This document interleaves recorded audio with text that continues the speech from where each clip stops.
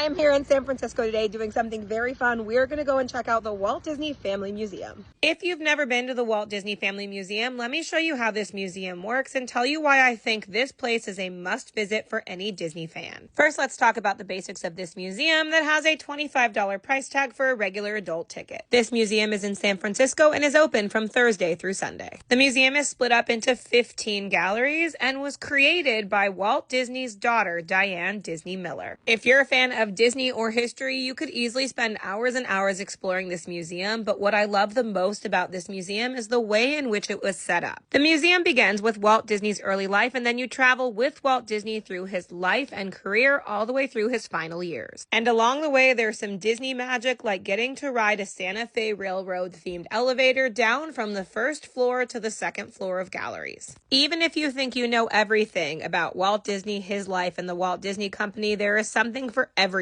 to learn. And it's a very engaging and interactive place to visit. In each room, there are different engaging ways to look at Disney history. In some rooms, there are even different interactive games like this one where you can try your hand at synchronizing sound to cartoons. There are lots of physical vintage Disney items to take a look at, like these old Mickey Mouse toys and actual ink and paint jars. And throughout your visit in each room, there's lots of different things to keep your interest. From actual pieces of animation to being able to physically look at one of only 3 existing multi-plane cameras. There's also audio elements throughout the museum where you can stop and listen to different pieces of history. And I like that the museum did not just tell you the happy parts of Walt Disney's life. On the second floor of this museum, you learn all about when Disney Company employees went on strike, and you get to see how the Disney Company played a role in the World War II effort. And throughout the museum, you get to see all sorts of glimpses, not just into Walt Disney's career, but also into his family life as well. And before I show you the big finish of this museum, take a quick second to glance at the beautiful view that you get of the Golden Gate Bridge. Now that you've seen the view and I've showed you a glimpse of the upper galleries, let's take a look at the main reason I think people come to visit this museum, which is to look at everything that has to do with the history of Disneyland and Disney parks. There's an incredible amount of Disneyland things to see in this gallery, but my favorite things to look at were this map of Disneyland, the original model of Fantasyland Castle,